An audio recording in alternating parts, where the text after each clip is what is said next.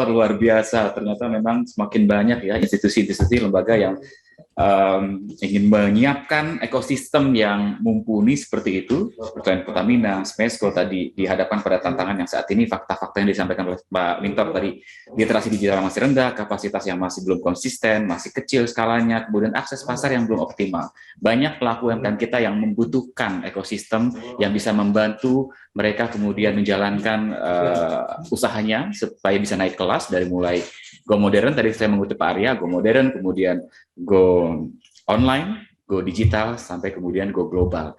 Ini penting sekali, dan menarik tadi yang disampaikan oleh Pak Wintor juga bahwa memang masa pandemi ini kita masih banyak yang berusaha survive, struggling sekali dengan kondisi pandemi COVID-19, tapi memang ada beberapa yang kemudian tetap bisa menghasilkan, bahkan profitnya tadi disampaikan oleh Pak Wintor, naik 200-300%, kalau turun paling ya 20-30%. Ini memang kadang-kadang ada yang anomali, blessing in disguise gitu ya, Bapak Ibu. Tapi mudah-mudahan akan semakin banyak dengan transformasi digital, semakin banyak UMK yang kemudian go global, go online, akan semakin banyak yang survive dan akhirnya terus bertumbuh dengan bantuan ekosistem-ekosistem yang dibangun oleh banyak institusi seperti Pertamina, Smesco, seperti itu. Baik, Bapak Ibu sekalian, pada siang hari ini tadi sudah kita simak ya. Terima kasih Pak Wintor, luar biasa paparannya, komprehensif sekali dari ujung ke ujung ya. Bagaimana kondisi UMK kita di saat ini, peran koperasi juga tadi disinggung. Kita juga akan simak kali ini, kita akan undang satu orang sahabat kita yang sudah hadir sebagai narasumber. Ada Mas Aam ya. Selamat siang Mas Aam. Ini luar biasa, ini saya sangat terinspirasi mendengar cerita sukses dari sosok yang satu ini ya, Mas Ahmad Nur Hasim atau Mas Am ya dipanggilnya Mas Am ya.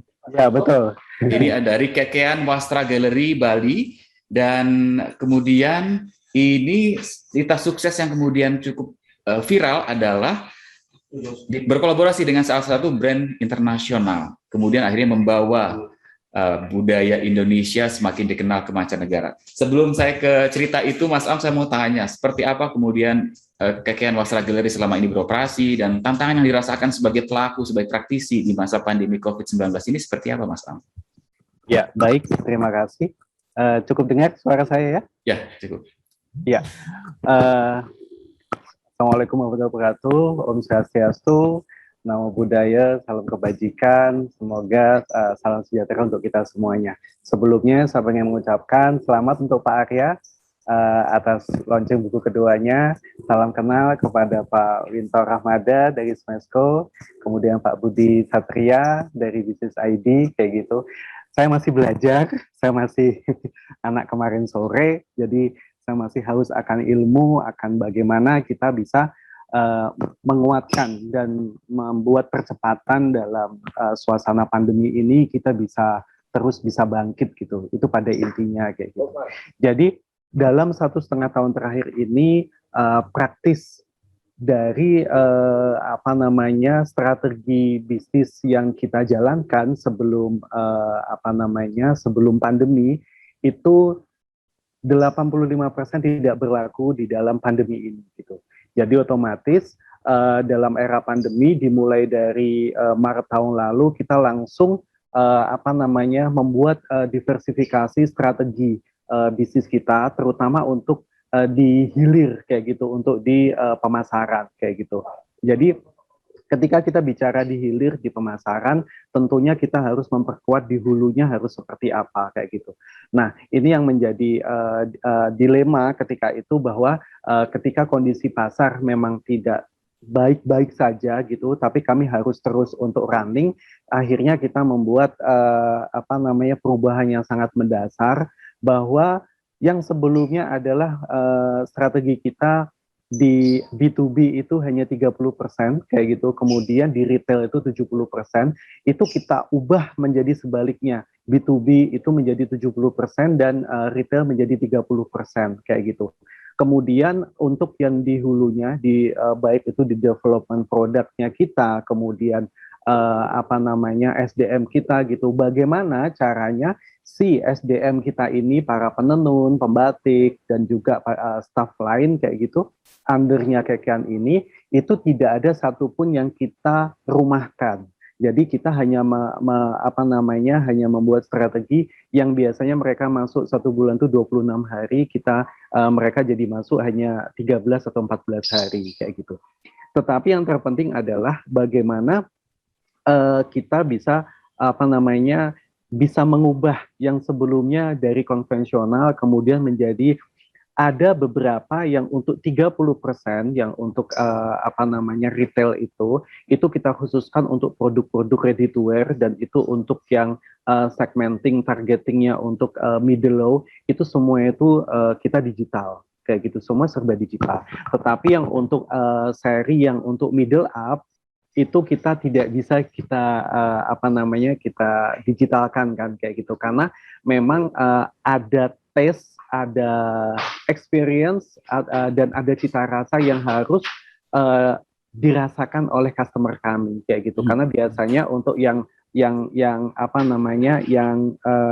di segmenting dan targeting itu memang kebanyakan memang para filantropi, dan memang kebanyakan memang kolektor, ataupun juga adalah yang sifatnya adalah memang untuk yang high fashion kayak gitu. Baik. Kan tidak bisa diinikan kayak gitu. Nah, jadi menurut saya adalah penting sekali bagi saya adalah digital, bagaimana kita memasarkan ke marketplace itu. Tetapi yang terpenting kalau di dalam di segmen kami dan juga di bisnis kami, tidak semua bisa kita digitalkan gitu. Kita harus membuat bagaimana produk-produk kita ini itu yang paling penting adalah tepat sasaran.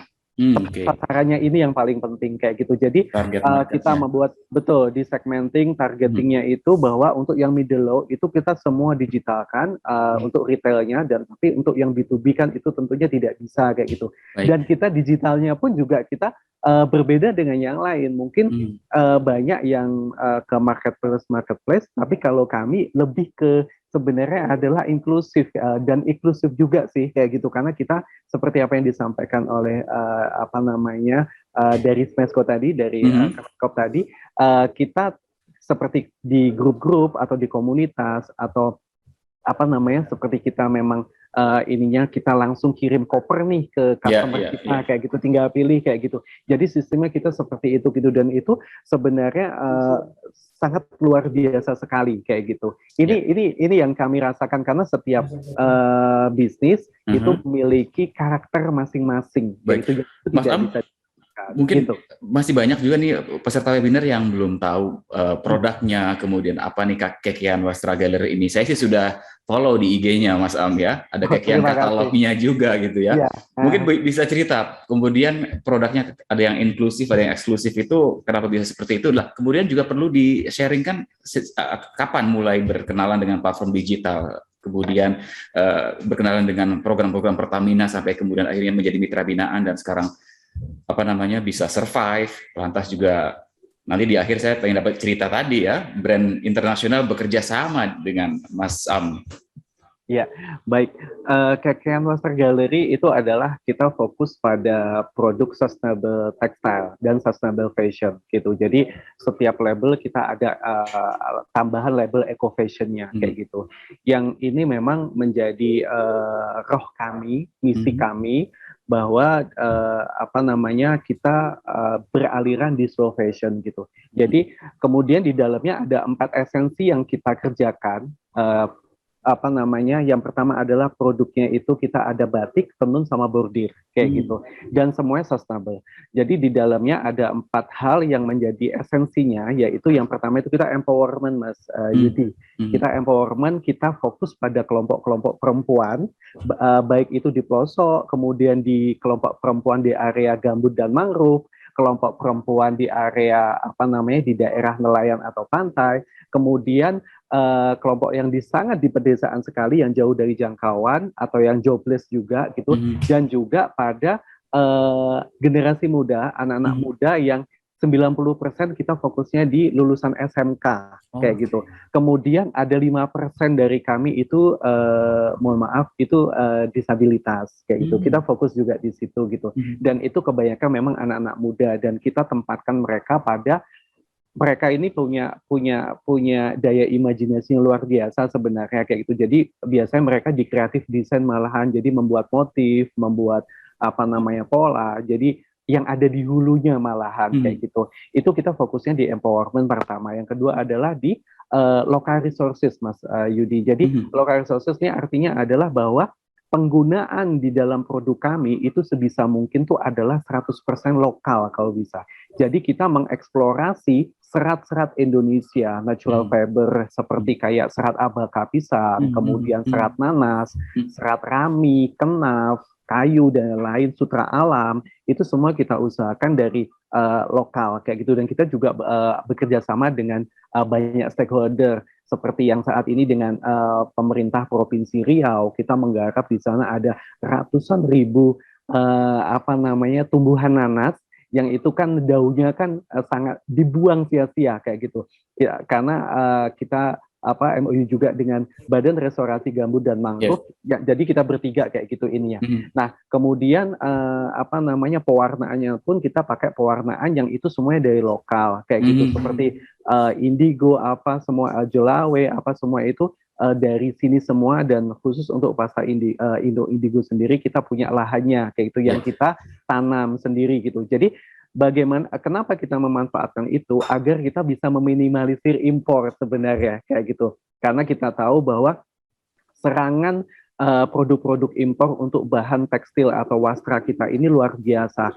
Saya misinya apa sih ingin mengembalikan lagi kejayaan 30-40 tahun ketika Indonesia bisa mandiri akan sutra kita, kemudian tekstil lokal kita dari kapas itu menjadi katun dan sebagainya itu semua lokal. Saya punya cita-cita seperti itu, makanya kita coba kita melakukan hal yang paling kecil dari kami sendiri dan kami mulai dari awal kami berdiri gitu. Jadi paling tidak kita sudah berusaha untuk bagaimana kita ada effort untuk mengembalikan itu kayak gitu. Kemudian yang ketiga adalah environment friendly Mas Yudi. Jadi di environment friendly sendiri kita memang pada penggunaan pewarna alam pada tekstil kita itu sangat kita junjung tinggi. Kemudian kita sangat concern dan fokus pada isu waste water untuk bagaimana kita bisa mereduksi global warming. Kita tahu bahwa 20% limbah industri di dunia ini kan disumbangkan dari industri fashion atau industri tekstil gitu. Apalagi Indonesia beberapa tempat itu sangat kronis sekali seperti kayak Sungai Citarum Bandung, kemudian di Pekalongan, di Seragen. Nah, kami bagaimana mengupayakan, kita juga bekerja sama dengan Yayasan Konservasi Alam Nusantara, kita bekerja sama dengan dengan PBB, dengan UNICEF yang lain kayak gitu, untuk bagaimana kita paling tidaklah kita ada upaya yang walaupun masih kecil kita bisa lakukan. Jadi produk kita semuanya tidak memiliki dampak terhadap kerusakan lingkungan.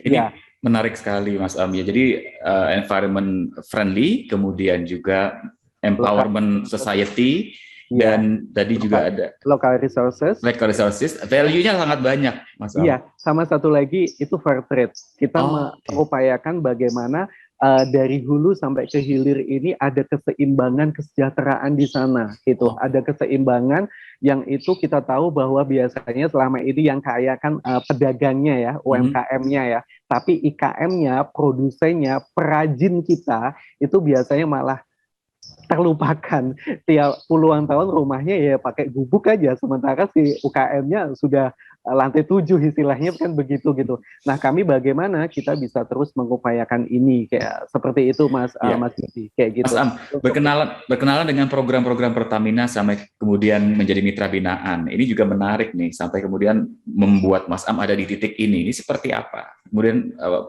mungkin perubahan yang dirasakan oleh Mas Am sebagai praktisi dari sebelum bergabung sampai sesudah bergabung, efeknya apa? Iya. Jadi kami pertama kali berkenalan dengan Pertamina adalah ketika tahun lalu kami setelah waktu tahun lalu alhamdulillah kita bertubi-tubi Mas Yudi, kita dapat setelah dapat award dari kompetisi desain industri dunia di Indonesia, kemudian ke dunia dari Good Design Indonesia, Good Design Award, kemudian kita sehari setelah kita menerima penghargaan itu di hari yang sama juga kita dapat info tentang untuk kurasi di Christian Dior kayak gitu.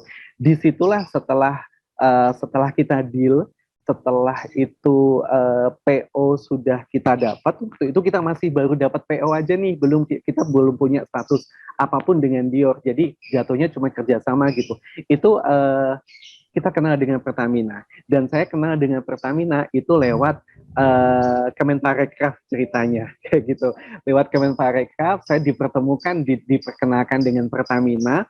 Kemudian Pertamina memberikan trade financing kepada kami untuk modal, untuk penambahan modal kerja kami untuk melakukan kontrak dengan Dior ini, karena waktu itu lumayan besar yang kita butuhkan kayak gitu, karena ada beberapa termin kan mereka pesannya kayak gitu, dan yang paling waktu itu yang paling deg-degan adalah waktunya sangat terbatas sekali kayak gitu loh. Jadi setelah ada masa rumit sekali dari awal sampai pada di tengahnya itu dengan Pertamina, dengan Dior, alhamdulillah ini sebagai nafas yang itu betul-betul bagi saya Pertamina hadir gitu. Nah setelah itu adalah saya mungkin sebagai personal, sebagai pribadi, saya kan juga praktisi untuk pembinaan dan pengembangan UMKM di Indonesia. Jadi setelahnya ya dengan kita komunikasi, dengan kita konsolidasi, saya siap untuk membantu bagaimana teman-teman di UMKM yang menjadi mitra binaannya Pertamina ini itu terus bisa minimal, bukan seperti saya, tapi minimal adalah mereka bisa melaksanakan atau mencapai goalnya dalam usahanya. Itu paling tidak seperti itu. Kita bisa belajar bareng-bareng kayak gitu. Jadi saya memberikan bagaimana kita melakukan bisnis yang sesuai karakter masing-masing, dan kita bisa membuat strategi pemasaran yang tepat sasaran, itu intinya, dan mereka mendapatkan apa yang mereka ekspektasikan, itu aja. Jadi kita nggak usah yang seperti apa-apa gitu, karena di tengah seperti ini itu karakter produk masing-masing itu menjadi keunggulan yang sangat penting, baik dalam inovasi ataupun konsep desain kayak gitu. Dan selanjutnya untuk Dior sendiri, setelah kita dapat PO, alhamdulillah kita dalam jangka waktu 2 bulan kita menyelesaikan orderan sekian ribu meter itu kayak gitu. Kita akhirnya menjadi supplier tetapnya mereka gitu, untuk batas waktu yang tidak bisa ditentukan. Jadi bukan hanya dengan Christian Dior aja, tapi dengan Christian Dior Group kayak gitu. Jadi ada brand-brand lain yang di bawahnya itu, termasuk Kenzo dan lain-lain ya, yang mungkin saya belum bisa menyebutkan dan nggak boleh disebutkan kayak gitu untuk di-publish kayak gitu. Yang itu kita insya Allah ke depan itu sesuai dengan declaration of compliance-nya, dan juga sesuai dengan supplier code number-nya itu, kita bisa bekerja sama terus gitu. Dan setelah itu kan ada repeat order atau ada ada model kerjasama lain yang sampai saat ini alhamdulillah kita masih jalankan. Seperti itu Mas Yudi gitu.